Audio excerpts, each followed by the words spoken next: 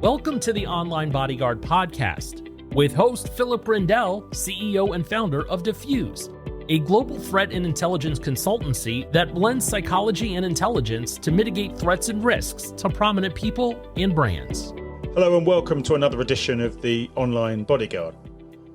My name is Philip Rendell, as you know, and I today have the huge pleasure of speaking with Frederick Calhoun. So for those of you that know me and those of you that have seen me present or have heard me or read anything on LinkedIn, you'll know that one of the things I talk about is this concept of Hunters and Howlers. Well, Frederick is one of the co-authors of that piece of research. And so today, this is a huge privilege for me because there is so much in his research that I think underpins a lot of what I believe in and what I try and do. And I think so much of what he and his colleagues have done and researched really advances the subject of how to assess threats. So, Frederick, thank you so much for being a guest. It's a huge privilege to have you on. For those people who are not familiar with you, how would you describe what you do and what your work involves?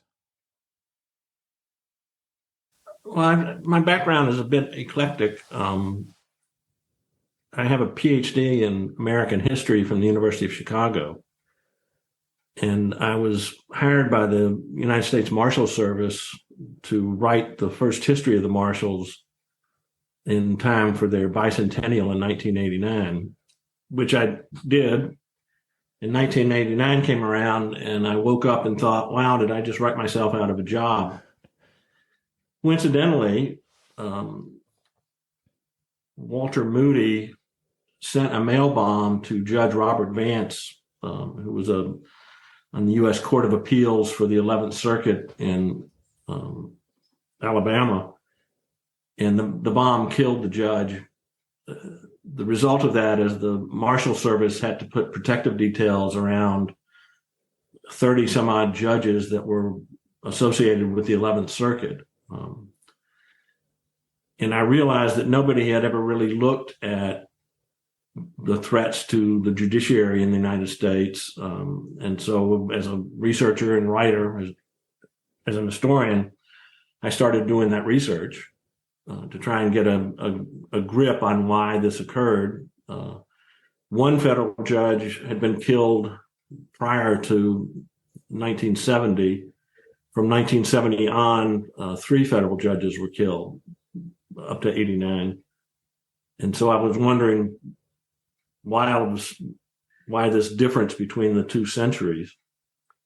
During the course of the research, I came across a file cabinet at the Marshal Service warehouse that had 3,000 files on individual incidents where a federal judicial official, a judge or a U.S. attorney or assistant U.S. attorney or clerk, had been threatened or even attacked. And I was able to transfer all that information into a database that I intended to use for my own purposes as writing my book. But I realized once I had the database complete that I knew the outcome of each of these 3,000 plus incidents. And so I could assign kind of put them in categories. And so I came up with specious as one, which was empty. The U.S. attorney might receive a death threat and then nothing else happens. And the attorney is still alive. So those were empty threats. I then counted some as enhanced, where there was a report of some inappropriate communication and then something suspicious happened in close in time to that did not result in violence. And then there were violent outcomes in the database, which did not include the first, in modern times, the first judge killed, because the incidents didn't go back that far. There were 2 judges killed, so those were violent outcomes. And I realized that as useful as that was for my own research, it could also be used operationally. So that the Marshal Service, on receiving a new report, could go into the database and say, well, it's a written communication from a prisoner. to a federal judge who presided over his trial. What was the outcome? How many cases have we seen like that? It might be 500 or 600. And what was the outcome of those 600? When that type situation, 99% of the time, it was specious. And in the 1% of the time, something happened that was suspicious but fell short of violence. And so from an operational point of view, the Marshals Service could kind of rank new threats, the level of security that might be needed. Do we need to put a full-fledged body, 24-hour protection around the protectee? Well, no, not in that instance. It also helped in going to the target of the communication and say, look, we're concerned about this because we take all these things seriously, but our experience indicates that nothing serious is going to happen. These are the security measures that we're going to follow because we're going to respond to this, but we don't feel at this point that we need to do more than this. And so it helped reassure the target. So there are a lot of pluses to it. So we implemented that in the Marshal Service at the time that I was there. This is going back to the 1990s. I continued writing the book, which is titled Hunters and Howlers, Threats and Assaults to Federal Judicial Officials in the United States. And the reason I came up with Hunters and Howlers is because we had a case in Topeka, Kansas, where a man in his early 40s had been arrested for growing 100 or so marijuana plants on his farm. And with that amount, they were able to get him for dealing in marijuana, although all the evidence showed that he used it for personal use. He wasn't a big seller. He also had guns in the house because he was a hunter. He and his father-in-law liked to go out and hunt whatever birds they hunt in Kansas. It's a hobby. And his name was McKnight, Jack Gary McKnight. And McKnight was enraged at this system. The whole system came down on him, and he was looking at a 10-year prison sentence, which in the United States at that time, federal prisoners were not paroled. So he was going to do the whole 10 years. In his mind, no male in his family had lived past the age of 50-something, and so this 10-year sentence was a death sentence in his mind. And he really felt that the federal government had declared war on him. And so he went, on the day of his sentencing, he went to court early in the morning and shot his way into the courthouse. It's not clear if he had a specific target in mind or just the court in general. He killed a court security officer, which is a contract officer for the Marshals Service that runs the magnetometers and x-ray machines. They're usually retired policemen. So he killed one officer, and through a ricochet, he wounded a civilian who was at the clerk's office. And then after about 30 minutes or so, McKnight killed himself. And so he became the kind of inspiration for what a hunter is. In my mind, a hunter is somebody who feels so unjustly treated that they're strongly motivated to fight back. McKnight made a videotape the night before, and one of the things he says is, there's only one rule in a gunfight, that's bring a gun. I'm bringing mine. I hope they bring theirs. Very macho kind of Clint Eastwood personality type. And so McKnight became a hunter the model for the hunter in my mind. And at the same time, in the database, I kept coming across a guy named Ray, who sent out dozens of letters a year to federal judges, mainly, all over the country. and he was very prominent in the database. He literally he was like 1% or 2% of these 3,000 cases. And the letters would be 8 or 10 pages long. They would go into just in gory detail about he was going to cut the judge's head off and stick his arm down the neck hole, and he was going to rape the judge's wife and children, and all these really horrible things that when a judge received these things, it really panicked them because Ray was so specific, and it was sent to the judge's office address at the courthouse, and it was very scary. And we got a couple of deputies. We knew Ray was in prison, federal prison, not only in prison, but he was in the mental health hospital in the prison. And so we sent a deputy to interview him, and he wouldn't talk. So the deputy talked to Ray's doctor, and the doctor went to Ray and said, "Well, Ray, why are you writing these letters? You're not going to hurt them. Why are you writing them?" And Ray looked at his doctor and said, "Well, doctor, if I didn't have my letters to write, what would I do all day?" And so writing threatening letters to Ray was a hobby.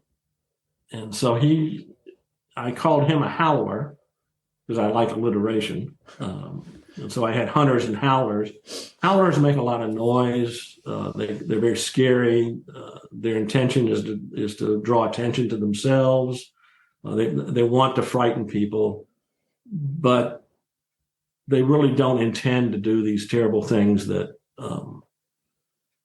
they write about in their communications. And so howlers are not violent, but they still pose a problem, and they still have to be managed, if only because you don't want a howler to feel ignored and then suddenly become a hunter. And so although there's a clear distinction between hunters on the one hand and howlers on the other, they're really on a kind of continuum that as a threat manager you need to pay close attention to make sure that the howler doesn't start drifting over toward the precipice of becoming a hunter.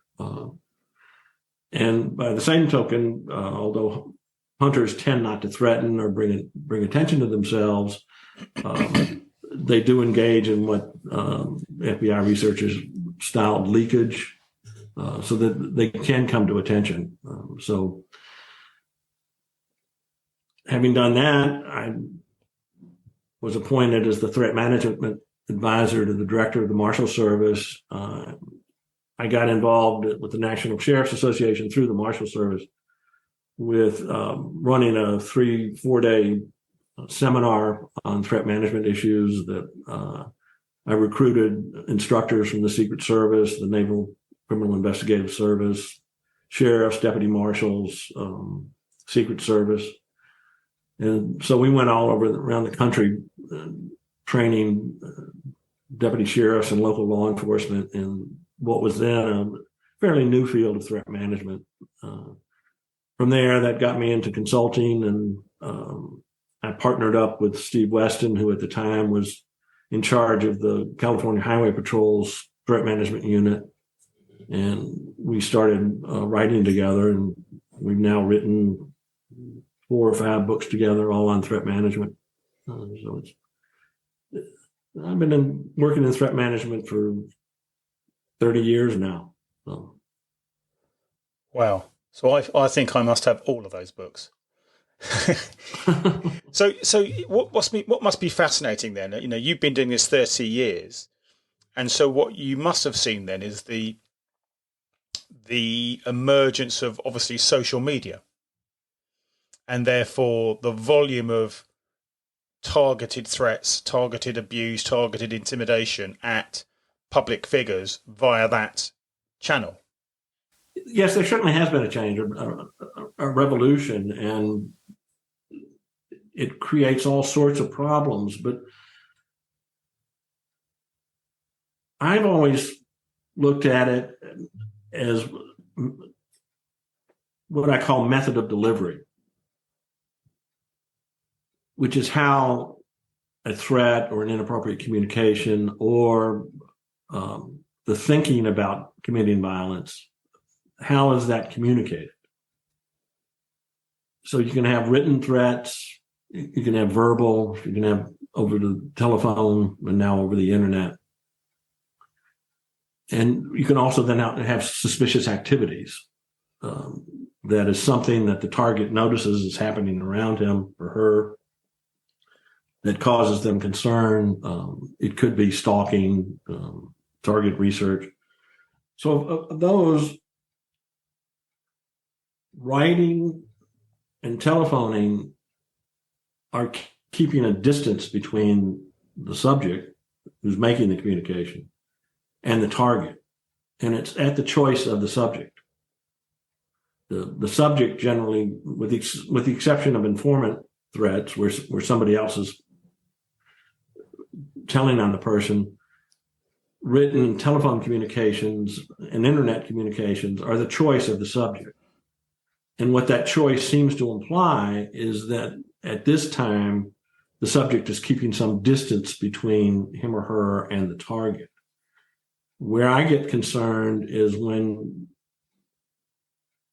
the subject approaches the target or attempts to approach the target and either verbally communicates some inappropriate message or conducts stalking research behaviors, gathering information about the target. Those are all indicators of a far more serious nature than I think written communications and that type of thing. Where you see a crossover now,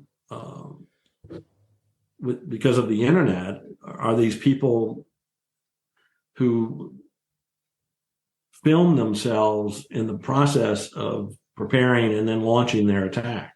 And so even though the internet puts a distance between target and subject, when the subject has a camera and takes the internet with him, then you get a serious problem. And that needs to be paid attention to.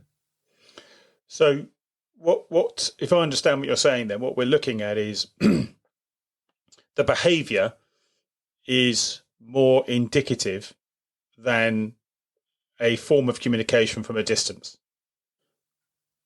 Yes, at a general level. And talking about behavior, one of the things that Weston and I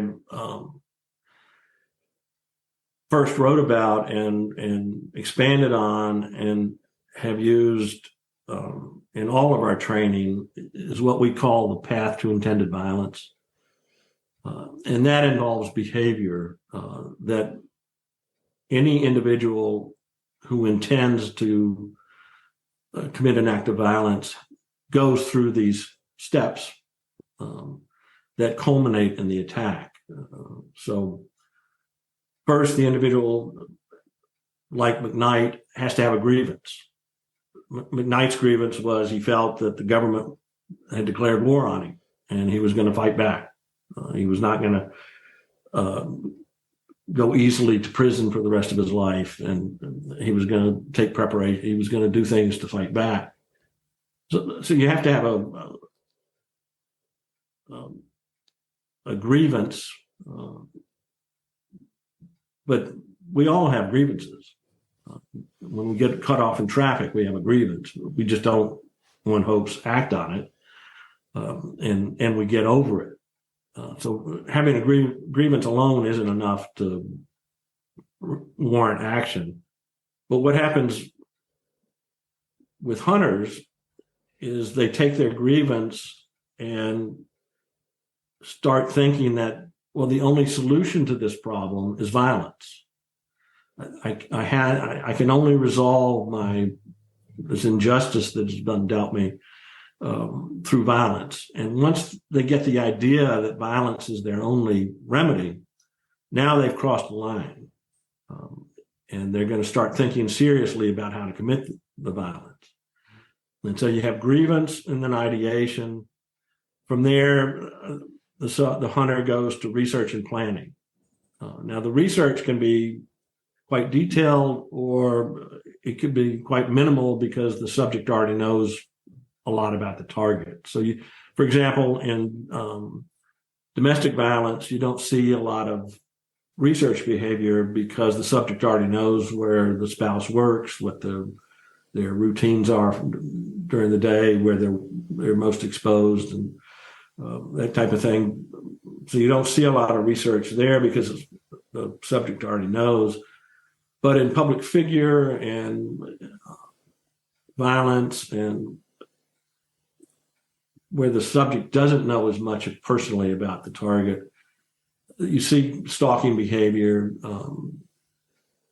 You see them engaged in exploring how to best get to the target.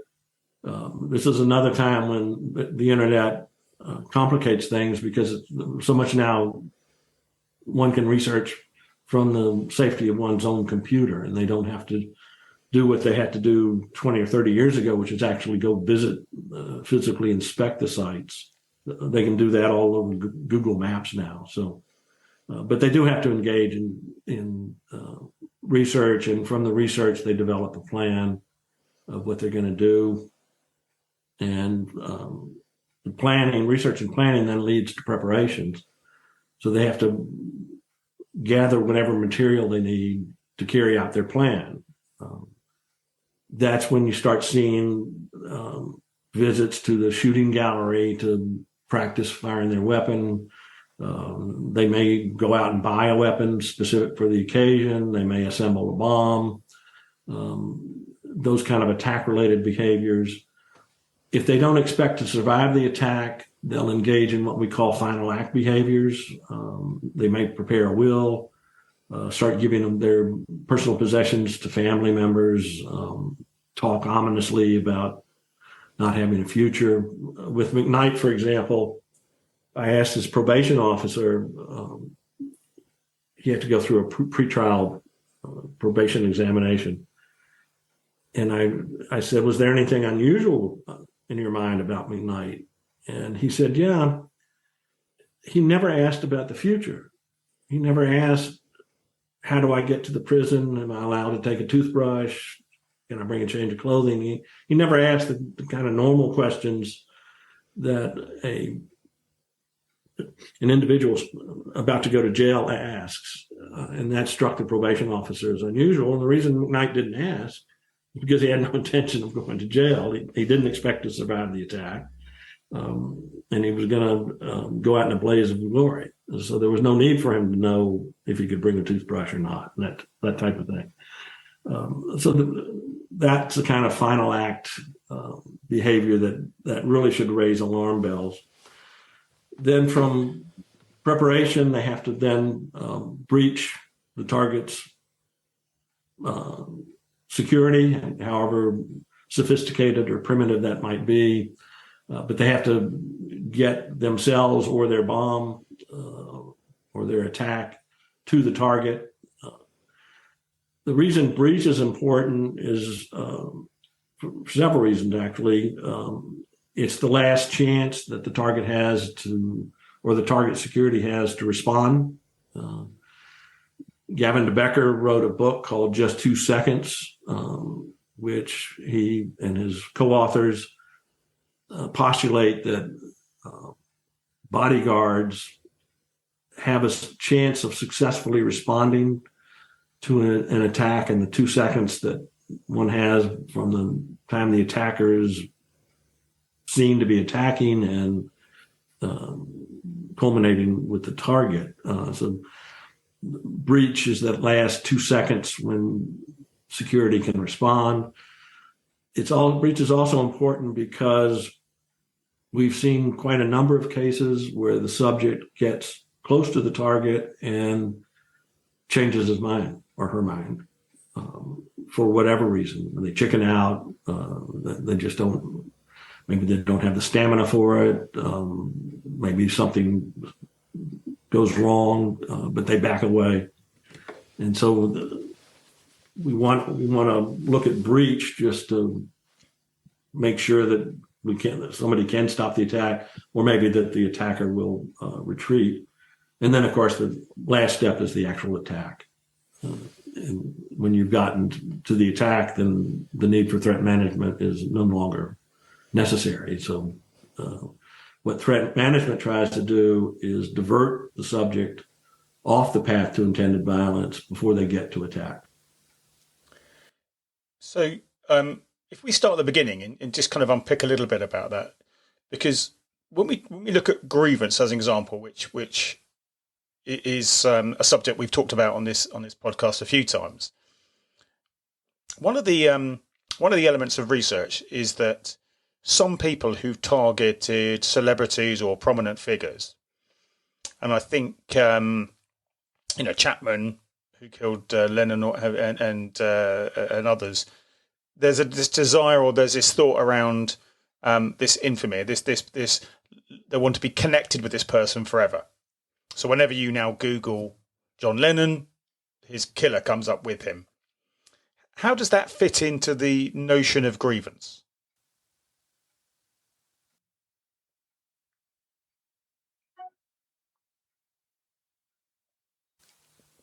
Their grievance, Hinckley's grievance, was that he was not famous like John Lennon was. Right. And the shortcut for him to get famous was to steal John Lennon's fame. John Hinckley's grievance for shooting President Reagan was that he wanted to come to the attention of Jodie Foster. And so that prompted him.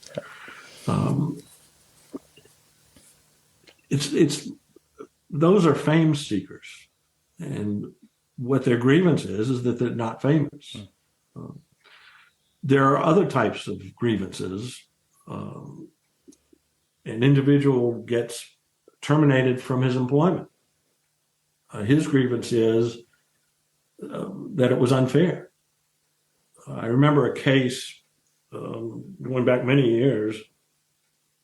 This individual was performing poorly at work. He knew that he was not performing well at work. And the company fired him. And he accepted the termination because he knew he wasn't doing his job. What offended him was the company wrote him a letter. He had worked for the company for many years, and instead of calling him down and calling him in and sitting him down and saying, your performance has fallen off, you're not carrying your weight, we're going to have to let you go, they sent him a letter. And it was so impersonal. And he talked about how he couldn't sleep for days, that every time he closed his eyes, he would see this letter that the company had sent him. And it was just so unjust a way to fire him. So his grievance wasn't that he got terminated. His grievance was how they terminated him. And he went in and, if I remember correctly, he killed his supervisor and wounded somebody else. And I can't remember if he killed himself, but it was all based on the fact of how he got terminated, not that he was terminated. So grievances can be, and frequently are, very unique and personal to the subject.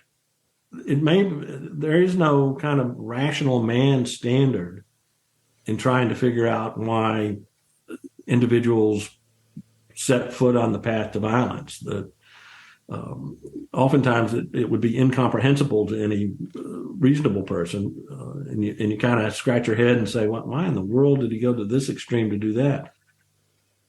That doesn't matter. What matters is the issue, the grievance is so compelling to that person that it doesn't matter if we understand it or not. What matters is the subject feels that way and begins to act in a way that culminates in a violent attack. I interviewed Reed Malloy not too long ago on here, and in fact it was Reed that gave me your details. And on our podcast we talked about grievance, and he broke it down, and maybe this is simplifying things, but he broke it down to what he called these 4 elements, which he called blame, loss, anger, and humiliation. Which I guess are kind of broad, I suppose, signposts, if nothing else, for a larger subject. And we look at the employee scenario of the individual being escorted out with his cardboard box, effectively feeling humiliated in front of all of his work colleagues. Now he might also be angry about it, but he's humiliated. And so, I wonder what your thoughts were, because I quite, I thought that was it may be a simplification, but I thought it was actually quite a clever way of encapsulating what a grievance is. Yeah, Becker always, I don't know if he still does, but he used to recommend that if you're going to fire somebody, do it late on a Friday when everybody else is going home. And the reason for Friday is because the next day is the weekend and the guys used to be at home on the weekend. And so it kind of eases the letdown and avoids the embarrassment that's inherent in that kind of situation. And that's a very good advice is to be sensitive in how you're transmitting these things. So that you're aware that the person has feelings and sensitivities, and you don't want to make the situation worse. Sure.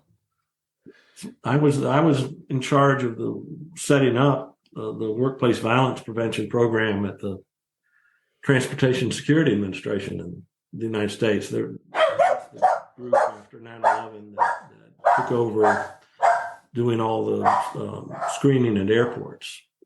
So we had a workforce of, within a year, went from 24 people to 60,000 or something. And I remember we spent the first year hiring 60,000, and the second year laying off 20,000 because it was too much manpower. And that created a lot of problems because laying people off creates a lot of hostility.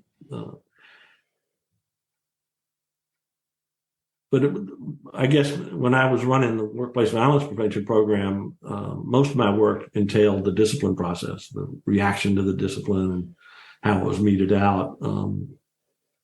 And I remember I was a great advocate for in the United States, we have equal opportunity, a process that if an employee feels discriminated against in some way, they can go into this process to seek a solution.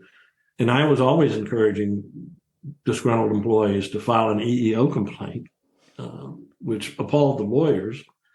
But from my point of view, that tied the individual up in this bureaucracy that could go on for months, gave them time to cool off, while at the same time making them feel that they were fighting back in some legitimate way. And as long as they were tied up in that, then they didn't have time to start thinking about, should I bring my weapon to work or get back against them in that way. So in threat management, you should always be looking at ways to direct the subject's behavior onto legitimate avenues to keep them away from illegitimate avenues. When I've looked at some of the cases and some of the research and even cases that we've had in the UK, one of the things that struck me, and you mentioned or referred to this earlier on with the individual that was not focusing on his prison sentence, was that you can see that they've gone to a huge amount of effort and spent a great deal of time planning this journey, this whole, all the various stages of their attack plan. But very often what you could also see with hindsight was they had no exit strategy. They'd never really considered what was going to happen at the end of this. And we've had a few cases here in the UK where some of our politicians have been attacked. And on a couple of occasions, as an example, having attacked the politician, they've just sat down and waited for the police to turn up. And is that a commonality? Am I identifying something right there, or is that just a generalization? I don't know of any research that addresses that in particular. There may be, but I'm not aware of it. But I've seen that happen as well. It happens, I think, more in cases of what we call impromptu violence. Impromptu violence is very similar to intended violence. In terms of there's a grievance, getting the idea of being violent, but it's spur of the moment. And so there's no research and planning, there's no preparation. It's the subject gets into a situation where maybe it's an argument or something that arouses emotion. And although they did not come to that situation with the intention of committing violence, they get so riled up that spontaneously they take a swing at the other person. Or I saw a lot of that at TSA, where two employees would be in the break room. I remember one case where we had two employees in the break room and they got into an argument about what channel the television should be on. And one employee hit the other with his fist. I remember asking the supervisor, what television show did this guy want to watch that has now cost him his job? It was some financial report. So I was hoping that he had a lot of investment.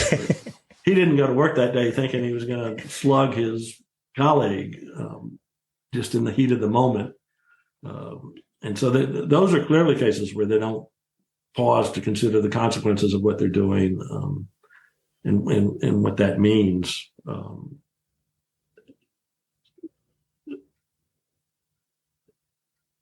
But with intended violence, they just accept the consequences.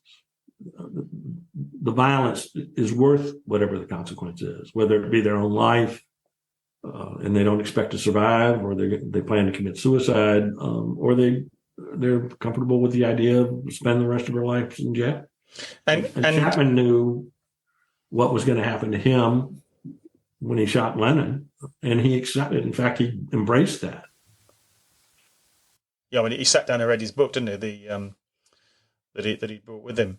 So the pathway is so interesting. The book was Catcher in the Rye. Yeah, which is obviously was a sort of popular book amongst a certain group of people. Well, my generation had to read it in high school. Yeah, so yeah. I don't know if that turned out a whole generation of assassins or not. So when we look at the pathway, also we see, or I certainly see, the kind of lone actor terrorist, which is a kind of more recent threats, particularly certainly since the sort of ISIS days and the Islamic threat days, and certainly in the UK we've seen it with some of the extreme right wing threats, where they also follow this same pattern in terms of they had their grievance, whatever that might be, in terms of their religious or views on racism, etc. But they do tend to follow the same pattern. So we're not just talking about fixated people or what have you. We're talking right at the extreme of terrorism. These people are following the same methodology. Oh yeah, I think the path applies to nation states. It's just anybody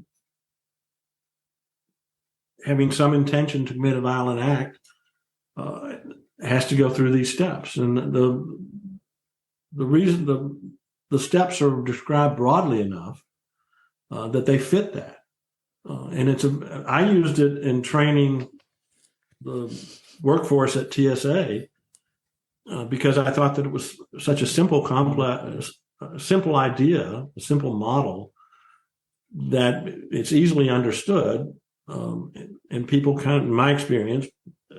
People look at it and say, that makes sense. And if that makes sense to them, then that gives them a context for evaluating information. The biggest problem, I think, one of the biggest challenges that threat management has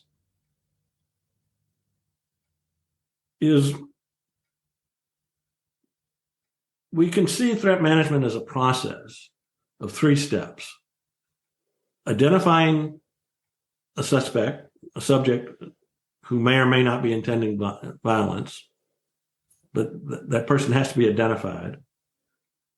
Once they're identified, they need to be assessed through a threat assessment where someone sits down and looks at all the evidence that they have at that moment and says, how great a risk of violence does this individual pose?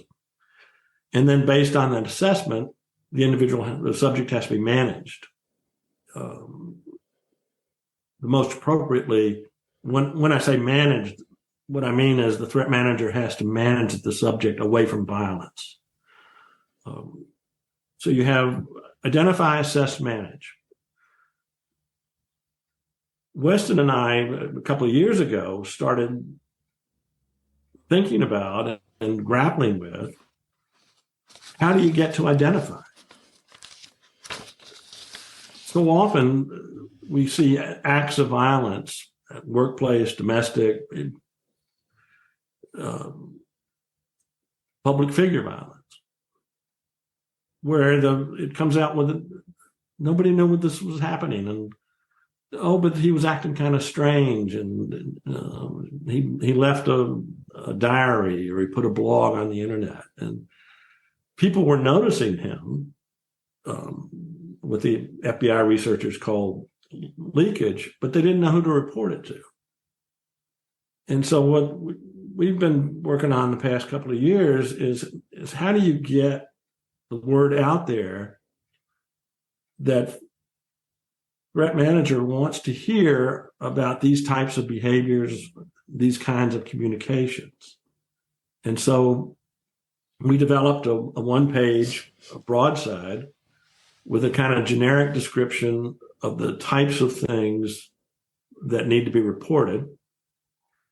And then the issue is, who do you report them to?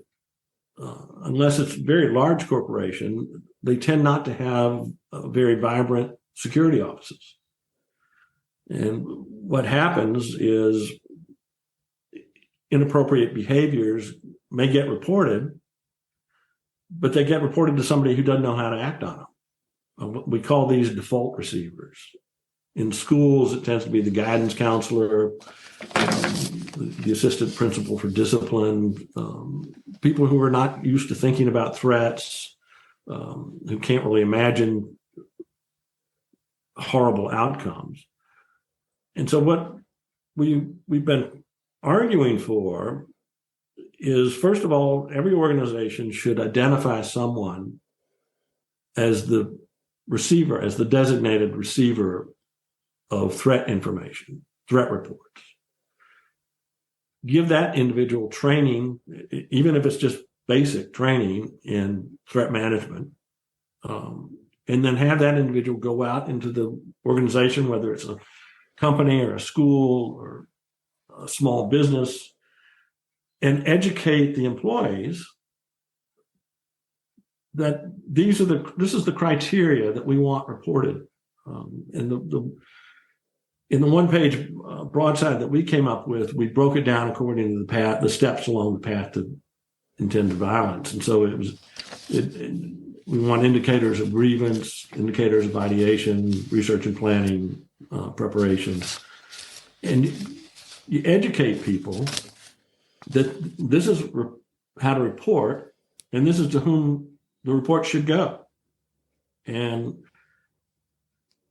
where the reports go needs to have some training, and also needs to be aware of how to get in touch with law enforcement. And we've further proposed that law enforcement, every law enforcement officer at whatever level, should receive basic threat management training. Because right now in the United States, at any rate, the law enforcement is often the default receiver and the emergency response all rolled into one. We gave some thought to what do you do in targets such as shopping malls, shopping centers, or arenas for concerts and things like that. Well, as they do in this country, they have posters all over the place that says, see something, say something. And so we envision a kind of public campaign along that nature. These are the things to report, and this is the phone number, this is where you report these kind of suspicious things too, but to at least get the word out. Because right now, people are seeing suspicious behaviors and either ignoring them because they don't want to get involved, or not knowing, who do I call about this? Who do I talk to about this? And so if every organization had someone who was coordinating, even as a collateral duty, not a full-time duty, but just managing these reports and knowing what to do with them, would be a whole lot farther along than we are now. And it would lessen, we hope, it would lessen the way these things seem to surprise us. I mean, tragically, in the United States, almost on a daily basis, you read about a school shooting somewhere, and it always seems to be a surprise. Well, it's not, and it doesn't need to be. If we could just raise public awareness that this is what to look for, and this is how to respond to it. Yeah, you mentioned schools there, and that's a really good point, because I've looked at those, and I think very often you see, don't you, afterwards, someone saying, "Oh yeah, we all knew he was the wrong one, or we always he said this and what have you," but it's not reported, so they know something, or they have some suspicion, or they have some concerns, or his behaviour's changed, or what have you. Or I'm saying he because I'm generalising, but they don't always understand what they're seeing or know what to do about it. But you've got this model, haven't you? We had a shooting here in Virginia a month or two ago by and this is really tragic. A 6-year-old first grader shot his teacher with a pistol that he had taken that his mother had bought legally, and which he brought in from home. Yeah. And according to news reports, there were 3 individuals at the school who told authorities that this little boy had a pistol and that he intended to shoot his teacher. And the school didn't know how to respond. And they searched his backpack, but he had managed to hide the weapon. We had another case in Michigan last year where this was a high school student. He and his father bought a pistol together and practiced with it at the pistol range. And the kid brought it into school. He came to the attention of the guidance counselors because he was drawing pictures of a gun and shooting a stick figure. And they questioned him about it, but they didn't search his backpack, which in the United States, the schools have authority to do that. They don't need a search warrant. And he went back to class and shot several of his classmates. So there has to be some kind of rudimentary training that if these individuals come to your attention, take it seriously, make an assessment, however primitive that is, and act on it. So the process that Steve Wesson and I are advocating is detect, report, and act. This is before you get to identify, assess, and manage.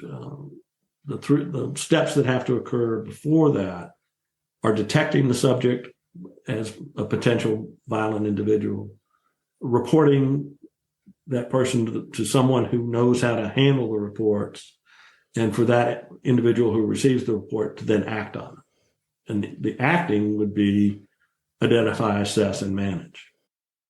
I think that's crucial. I mean, I know that you and I talked off air before this, and I was, we were discussing this issue around so few people really understand the behaviours of concern, and particularly the pathway, and that if they're not from the world of threat management, and certainly in the UK, that's it's probably even rarer. But all these issues are going on every day in the work environment, in the school environment, in other environments, and HR people, human resource people, secretaries, PAs, whatever, are receiving information is coming in, and they may not recognise or understand that this is a problem. And if they don't understand it, then they're never going to inform anyone in security. Right. And so there is this, I've always felt this disconnect between, the actual threat assessors. They can be as brilliant as you can be. They can be, everyone can have you in their office, but if you don't know about it, you can't identify it and assess it and all those sort of things. So I think this new piece of research, which is a fantastic read,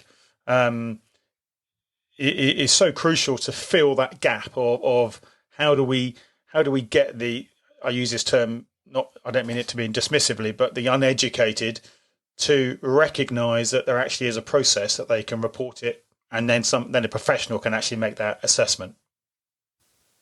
Yeah, and we're talking about, and I think this is vitally important, we're not focusing on training the judges, the CEO, the public figure. The ones we want to reach out to are the school bus driver, the people that tend the lawn around corporate headquarters, the fella that runs the snack bar. And the reason we want to reach out to those people is because they mingle with the public.